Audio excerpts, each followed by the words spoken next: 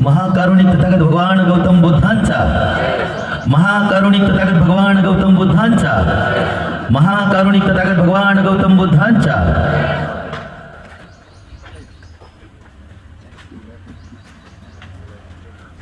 बोधिसत्व परमपूज्य डॉक्टर बाबासाहेब आंबेडकरांचा, बोधिसत्व परमपूज्य डॉक्टर बाबासाहेब आंबेडकरांचा, बोधिसत्व परमपूज्य डॉक्टर बाबासाहेब आंबेडकरांचा।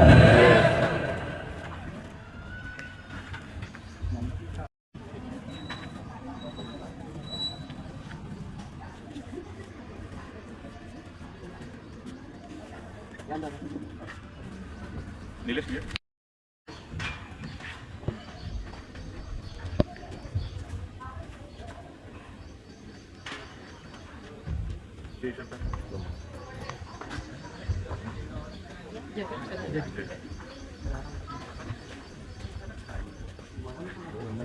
हाँ अंदर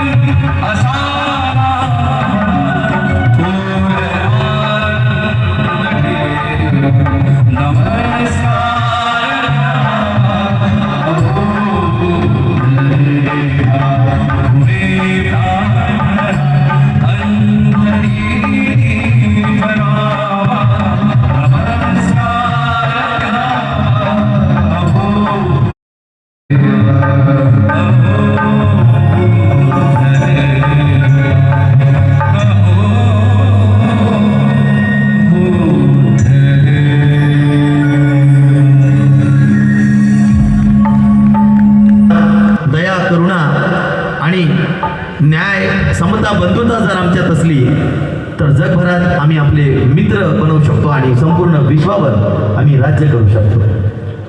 मित्र म्हणून महाकारुणिक तथागत बुद्धाने सर्वात श्रेष्ठ नातं जर जगात कोणी सांगितलं असेल तर ते नातं आहे मंगलमय मैत्रीचं. मैत्री ही कोणाशी असू शकते आणि मैत्रीचा नात्यात बंधन नसते. म्हणून एका लेखकाने लिहिलं आहे की आरशाप्रमाणे एक मित्र असला पाहिजे. आरशाप्रमाणे एखादा मित्र असला पाहिजे. जीव हा ज्याच्यामुळे दुःखात असला पाहिजे. आरशाप्रमाणे एखादा मित्र असला पाहिजे. जीव हा ज्याच्यामुळे दुःखात असला पाहिजे. अरे अंतराळात एकटा तो राहतो तथागत कसा, गुप्त एखादा तयाला असा मित्र असला पाहिजे. जर आपल्या जवळ एखादा मित्र असला आणि मित्र जर सद्गुणी आणि व्यवहारिक असला तर आपली प्रगती निश्चितच आहे. आणि जर तो मित्र वाईट प्रवृत्तीचा असला तर तो जंगली जनावरांपेक्षाही जास्त हानिकारक असतो. कारण की त्याचे विचार, त्याचे आचार हे आपल्यासोबत, आणि मित्र जर सद्गुणी असला तर आपली प्रगती ही निश्चितच आहे. म्हणून सम्यक समुद्ध आणि मैत्री, मंगलमय मैत्री हे महाकारुणिक तथागत बुद्धाने आम्हाला महत्त्वाचा संदेश दिला. भारतीय घटनेचा तू शिल्पकार आहे. तत्पूर्वी त्या महामानवाबद्दल तुम्हाला पुन्हा 2 ओळी सांगू इच्छितो की या भारतात अनेक महापुरुषांनी जन्म घेतला पण कित्येक महापुरुष या मातीत जन्माला आले, पण कुणी स्वतःला महापुरुष नसताना सुद्धा लोकमान्य म्हणून घेतलं, तर कोणी स्वतःला स्वयंघोषित महात्मा म्हणून घेतलं. पण त्यापेक्षाही जगाच्या पलीकडे जाऊन ज्या महामानवाने माणसाला माणूस म्हणून जगण्याचा अधिकार दिला, त्या माणसाकरिता, त्या महामानवाकरिता तुम्हाला कार्यक्रमाच्या सुरुवातीला 2 ओळी सांगू इच्छितो की शब्दाकडे लक्ष असू द्या की लोकांना मान्य नव्हते ते लोकमान्य झाले. जे लोकांना कधीच मान्य नव्हते, लोकांना मान्य नव्हते ते लोकमान्य झाले. अरे लाखो शूद्रांच्या आत्मा दुखावल्या ते महात्मा झाले. लोकांना मान्य नव्हते ते लोकमान्य झाले. अरे लाखो शूद्रांच्या आत्मा दुखावल्या ते महात्मा झाले. ज्यांनी हातात तलवार घेतली ते हृदय सम्राट झाले. पण वर्गाच्या बाहेर बसूनही माझे बाबा या भारतीय घटनेचे शिल्पकार झाले. या भारतीय घटनेच्या शिल्पकाराला त्रिवार वंदन करण्याकरता पुन्हा एकदा निलेश दादा जोरदार टाळ्यांनी दादांचं स्वागत करतो.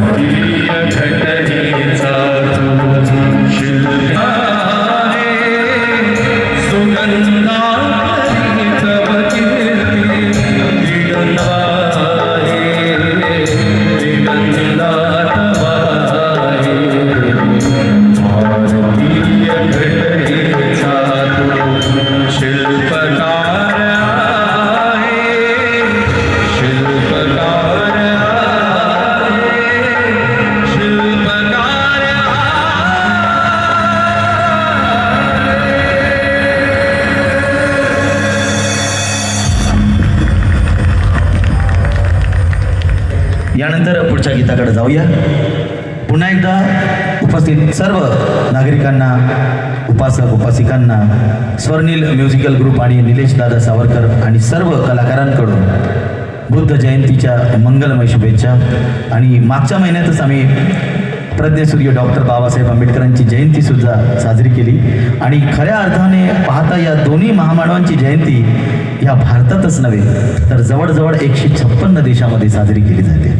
आज या भारतातच या महामानवाची जयंती साजरी होत नसून संपूर्ण विश्वामध्ये या सम्यक संबुद्धांची बुद्ध जयंती साजरी होते आहे. ही तुम्हा सर्वांकरिता एक अभिमानाची गोष्ट आहे की खऱ्या अर्थाने हे दोन्ही महामानव आम्हाला लाभले आणि त्या महामानवाचे आम्ही लेकरं आहोत.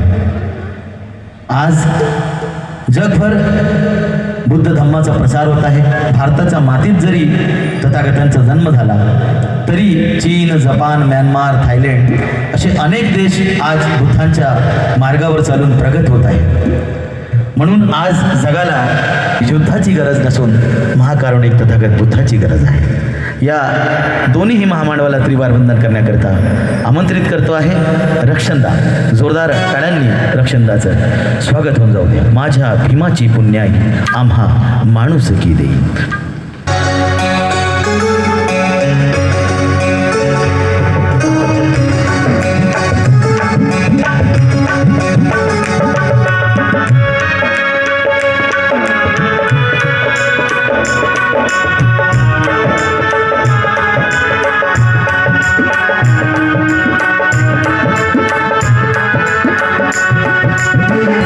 माझ्या भीमाची पुण्याई आम्हा माणुसकी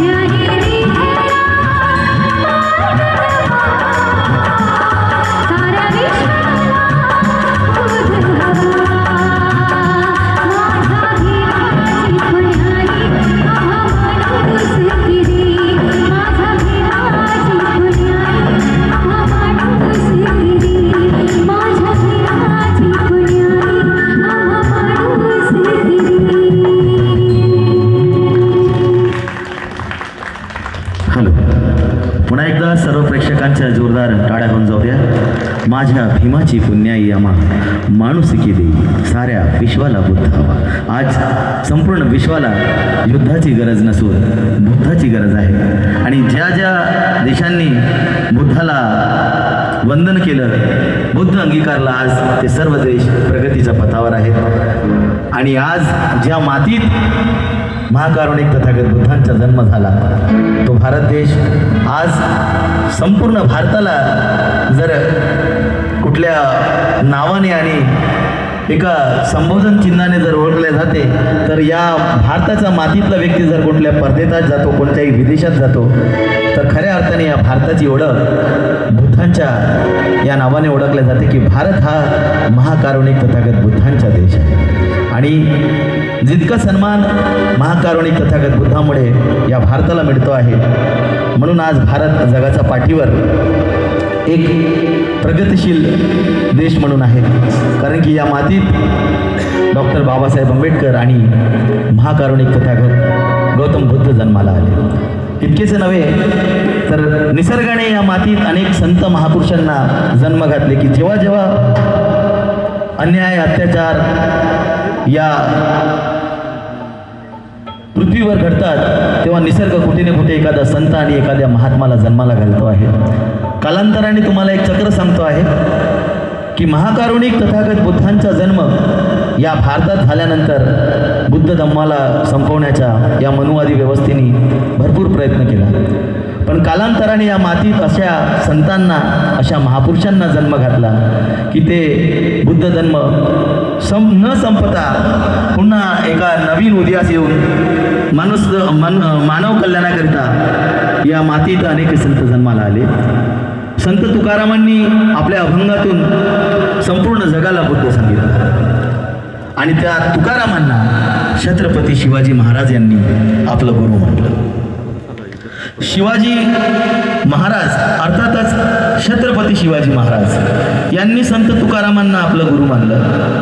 छत्रपती शिवाजी महाराजांची रायगडावर समाधी शोधून काढणारे या देशाचे खरे महात्मा क्रांतीज्योती महात्मा ज्योतिबा फुले यांनी छत्रपती शिवाजी महाराजांची रायगडावरची समाधी शोधून काढून पहिली शिवजयंती साजरी केली. त्यांनी छत्रपती शिवाजी महाराजांना आपलं गुरु मानलं. स्त्री शिक्षणासाठी मुहूर्तमेढ रोवणारे या देशाचे खरे महात्मा महात्मा ज्योतिबा फुले यांनी स्त्री शिक्षणाची पहिली मुहूर्तमेढ रोवली आणि शिक्षणाचा खरा आदर या भारताला दिला. म्हणून या देशात स्त्रिया शिकायला लागल्या आणि सोबत आपल्या पत्नीला सुद्धा आधार घेऊन सावित्री आई फुले यांनी सुद्धा स्त्री शिक्षणाची मुहूर्तमेढ रोवून स्त्री शिक्षणाकरता पहिली शाळा त्यांनी पुण्यात काढली. या महात्मा ज्योतिबा फुलेंना डॉक्टर बाबासाहेब आंबेडकरांनी आपलं गुरु मानलं. आणि शेवटी कालचक्र हेच सांगतो आहे की संपूर्ण संतांनी महापुरुषांनी जगांना फक्त बुद्ध सांगितला. जरी महापुरुषांचा जन्म वेगवेगळ्या जातीत धर्मात झाला असला तरी सुद्धा त्यांच्या वाटा वेगवेगळ्या असल्या तरी सुद्धा त्यांचे ध्येय एकच असतं, ते म्हणजे समस्त मानव जातींचं कल्याण. म्हणून डॉक्टर बाबासाहेब आंबेडकरांनी या भारताची राज्यघटना लिहित असताना म्हटलं की मी या भारताची राज्यघटना लिहित असताना माझ्या डोळ्यापुढे छत्रपती शिवाजी महाराजांचं स्वराज्य उभं होतं म्हणून मला कसल्याही प्रकारचा त्रास झाला नाही.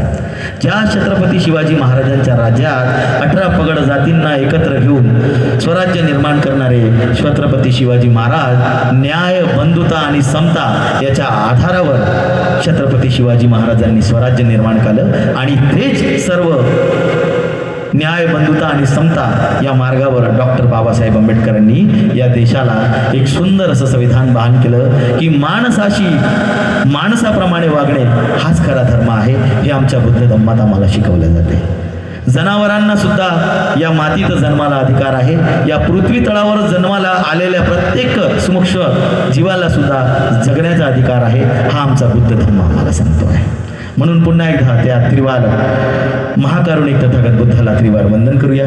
आमंत्रित करतो आहे एकदा.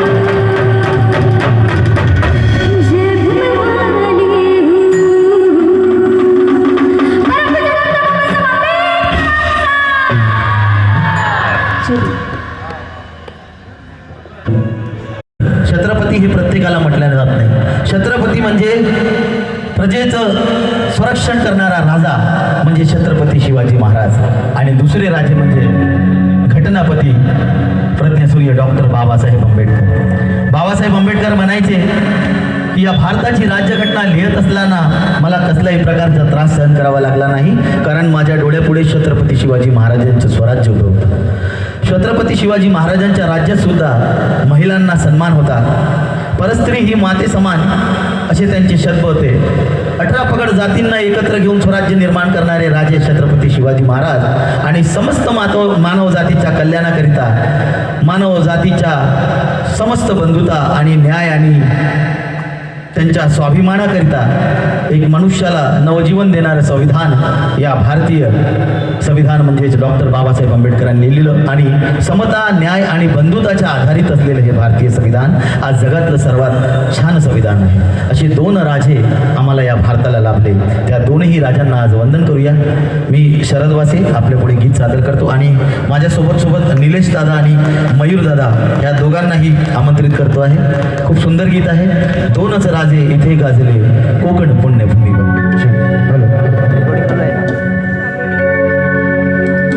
शिवरायांनी शिकविला तो तलवारीचा घाव आहे, आणि महात्मा फुल्यांनी सांगितला तो ज्ञानाचा प्रभाव आहे.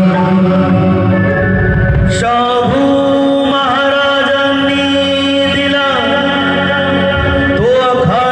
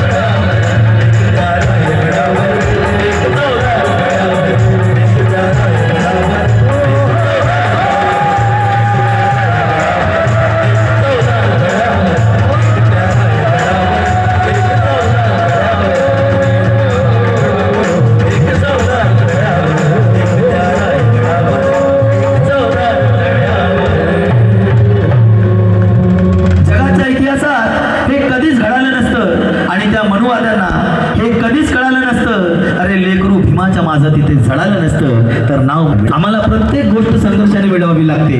म्हणून बाबासाहेबांचं रक्त आपल्या अंगात असलं तर प्रामाणिकपणाने बाबासाहेबांचे स्वप्न पूर्ण करण्याची जबाबदारी तुम्हा आम्हा सर्वांची आहे. सुंदरसं गीत आहे. न भाला न भरची न खाऊ पाहिजे, तुझ्या रक्तामधला भीमराव पाहिजे. आमंत्रित करतो आहे पुन्हा एकदा निलेश दादा सावरकर यांना जोरदार टाळ्यांनी दादांचं स्वागत होऊन जाऊ द्या.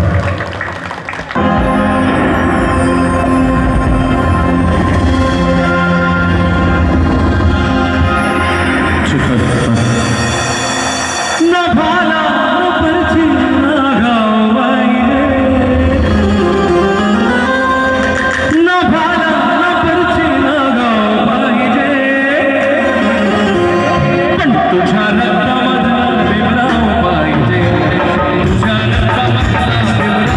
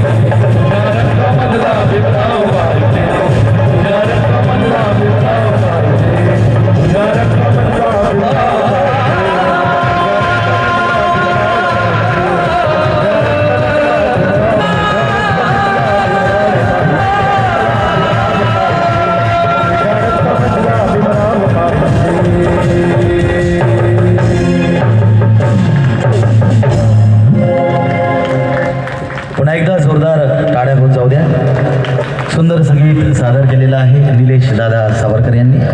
मित्र हो, पुढच्या गीताकडे जाऊया. तत्पूर्वी तुम्हाला महत्त्वाचं सांगू इच्छितो की डॉक्टर बाबासाहेब आंबेडकर या भारताचे विश्वाचे प्रथम क्रमांकाचे विद्वान झाले. पण त्यामागे जेव्हा जेव्हा बाबासाहेबांचं नाव घेतलं जाईल तेव्हा तेव्हा इतिहासात बाबासाहेबांच्या सोबत आम्हाला रमाईचं सुद्धा नाव आठवण येईल. कारण बाबासाहेबांच्या त्या त्रासात रमाईनं बाबासाहेबांना सुखादुःखात अनुसूयाई यांच्याकडून धम्मदान आलेलं आहे. कधीही कसल्या प्रकारचा हट्ट न करता बाबासाहेबाच्या शिक्षणात कधीही त्या रमाईनं बाधा येऊ दिली नाही. बाबासाहेब जेव्हा परदेशी शिक्षणाला गेले तेव्हा त्या माऊलीनं उपाशी पोटी राहून गौऱ्या थापून आपल्या घरचा संसार सांभाळला. कधीही कसल्या प्रकारच्या दागिन्याचा हट्ट नाही, नवीन कपड्याचा हट्ट नाही. बाबासाहेबांना नेहमी आई रमाई म्हणायची की साहेब तुम्ही शिका, तुम्ही इतके शिका, मी माझ्याकडे लक्ष नाही असले तरी चालेल, पण तुम्ही या बहुजन समाजातील जनतेचं कल्याण करा. ती आई रमाई आज 9 कोटी लेकरांची आई झाली. आज आमच्याकडे 1 मुलं असतात, 2 मुलं असतात, आम्हाला त्या 1-2 मुलांचा सांभाळ व्यवस्थित करता येत नाही. पण त्या माऊलीनं आपल्या पोटची 4 पोरं गमावली आणि तुम्हा आम्हा सर्वांची आई झाली. कारण त्या माऊलीनं कधीही बाबासाहेबांना सुखादुःखात साथ सोडली नाही आणि बाबासाहेबांना नेहमी साथ दिली. म्हणून त्या आईची सुद्धा आम्हाला नेहमी बाबासाहेबांच्या सोबत आठवण येत राहील. त्या आईचं सुंदरचं गीत आहे. म्हणून एक जुनी म्हण आहे की प्रत्येक यशस्वी पुरुषाच्या मागे एका स्त्रीचा हात असतो. अर्थातच डॉक्टर बाबासाहेब आंबेडकरांच्या यशस्वीपणामागे आई रमाईचा सुद्धा एक हात आहे. पण आजपासून एक दुसरी म्हण सुद्धा तुम्ही लक्षात ठेवा आणि लक्षात असू द्या की आजपासून ही जुनी म्हण आहे की प्रत्येक यशस्वी पुरुषाच्या मागे एका स्त्रीचा हात असतो.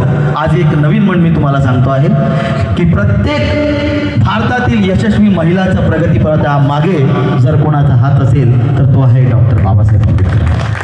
जर बाबासाहेब आंबेडकरांनी हिंदू कोडबिलामध्ये महिलांना अधिकार, महिलांना शिक्षणाचा अधिकार, मतदानाचा अधिकार, समानतेचा अधिकार दिला नसता तर आज या देशात महिला शिकल्या तर दूरच डॉक्टर, प्रोफेसर, इंजिनियर झाल्या नसत्या. इतकेच नव्हे तर या देशाच्या राष्ट्रपती हा अधिकार डॉक्टर बाबासाहेब आंबेडकरांनी या देशातील समस्त महिलांना दिला.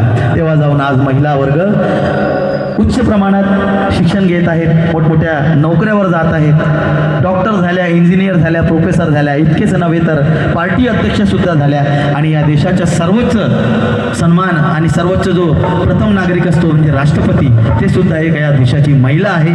हे फक्त डॉक्टर बाबासाहेब आंबेडकर. म्हणून आजपासून एक मन लक्षात ठेवा की भारतातील समस्त ती महिला कुठल्याही जातीची असो, कुठल्याही धर्माची असतो, कारण की बाबासाहेबांनी कुठल्याही एका विशेष जातीकरिता लिहिलं नाही की समस्त भारतीय जातीतील महिलांकरता, त्यांच्या कल्याणाकरता हिंदू कोड बिल लिहिलं.